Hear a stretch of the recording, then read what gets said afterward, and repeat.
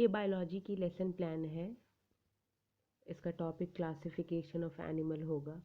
ये क्लास 9 की बुक की बनाई हुई है। इससे पहले भी मैंने जो भी डाला है लेसन प्लान वो सारे स्टैंडर्ड 9 और 10 की ही क्लास के हैं। आप इनसे हेल्प ले सकते हैं।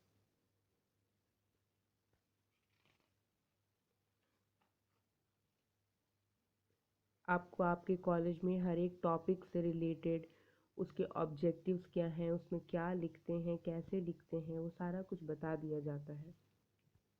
ये बस मेरा बनाया हुआ था, तो ये मैंने आप लोगों के हेल्प के लिए डाला है, ताकि अगर आपको कहीं भी डाउट है या कोई भी प्रॉब्लम हो रही है बनाने में तो आप ये सब देख के हेल्प ले सकते हैं। बाकी अगर आपको कोई भी डाउट है या कोई भी प्रश्न पूछना है आपको हमसे, तो आप पूछ सकते हैं कमेंट बॉक्स में।